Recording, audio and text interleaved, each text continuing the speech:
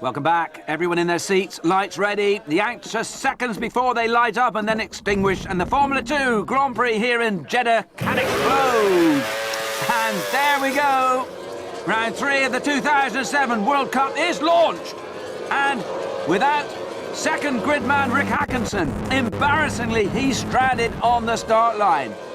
Colin Jelf, number 1, Great Britain leads. Arif Al-Safin 7, UAE, up from 4th to 2nd. Alex Carella, Italy, 93, up from 9th to 3rd. And Jean-Baptiste Thomas, 4th, and Steve Cook, 5th, are the big winners of the first lap. Well, Hackinson on his way at last, around 10th place, so huge amount of ground to make up if he's to make the podium this time. Tommy Walston, 39, Sweden, is his next target. Riding here with Colin Jelf, 3 seconds ahead of Arif Al-Safin already. But returning to the failure of Hackinson at the lights.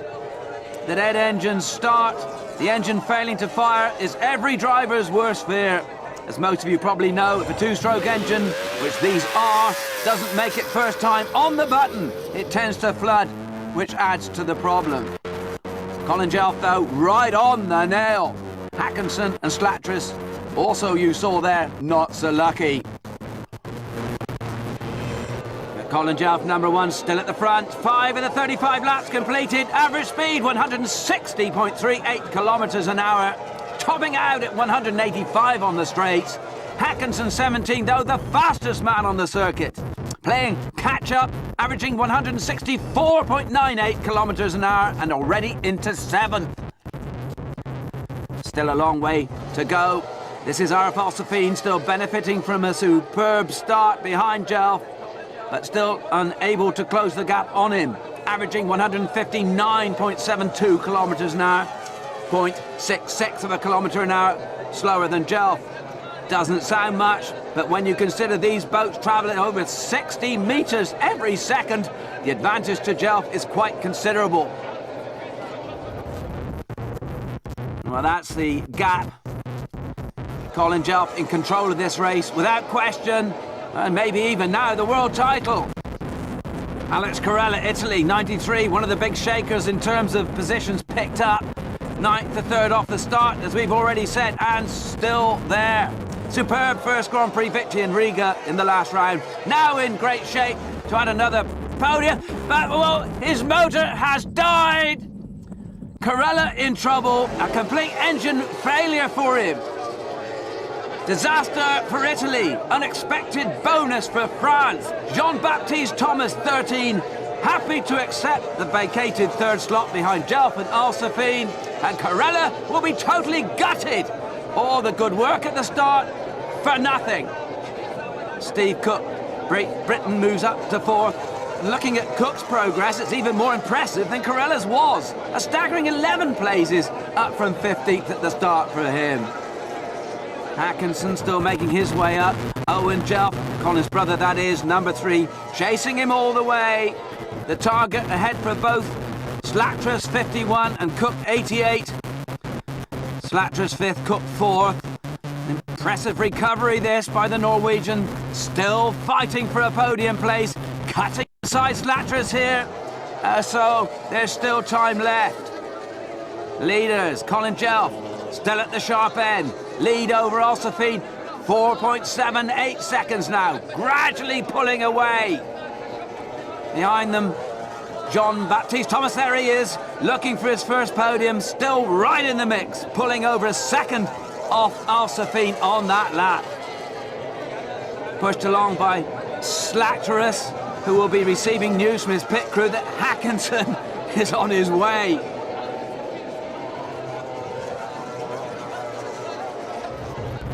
And here he is, closing down the Latvian on every lap. But what catching him is now not a problem, it would seem. Getting past, well, could be.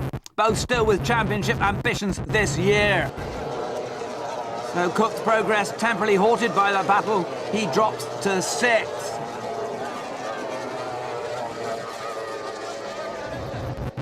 On board with Owen Jelf. Oh, and a taste here of what it's like in the cockpit as he attempts to follow Hackinson past Cook.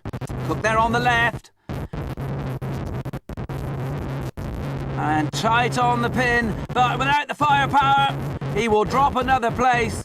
Not quite as sharp as he was at the beginning of this race. Maybe a slight mechanical issue there. Jelf licking his lips at the prospect as his podium chances improve along with Hackinson. Oh, and bang on the pin, finishing the job off, and Cook is now 7th. That's a good scrap.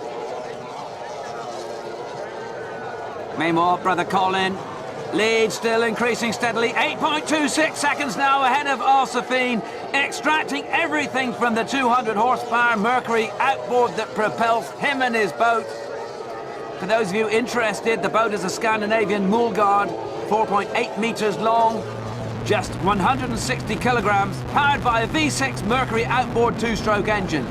Fuel injection, peak power at 7,500 revs per minute, and producing in excess of 200 horsepower at the propeller. And, like we've already said, producing sufficient grunt to push Jelf along at 60 metres every second. Jean-Baptiste Thomas, 13, remains in 3rd behind Al-Safin, who we saw there just a minute ago. This is Slatteris 4th, with bigger and bigger images of Hackinson appearing in his wing mirrors. Upping the stakes with his fastest lap so far, 50.67 seconds. Hackinson last lap, 50.23, still closing in. Duarte Benavente, 10, getting a hose down there from 44 Hugus Gross, who moves past him and into 8th place. Benavente, the #1 Portuguese powerboat driver, not having the best of weekends. Started last on the grid, managed to recover to 8th, but now on the way back again. Hackinson still chasing Slatteris. Oh, and there he is. And Hackinson with a useful position inside the Latvian on that pit turn. Slam the throttle open, but to no avail. Slatteris smartly out of the exit, just too quick on that occasion. The Norwegian needing to be a bit tighter on him going into the turn to have any chance of making it stick. It is Hackinson's only realistic chance of moving ahead of Slatteris for sure. On the inside will be his only route. Less than a quarter of a second between them in qualifying, restricting any chance of an advance on the wider line around the outside, you feel. Also, by keeping Slatteris guessing, keeping up the pressure, Hackinson always in with a good chance of drawing a rewarding mistake from the man ahead. And from the gloom of spray and fading light, and it is very late in the day here, Colin Jelf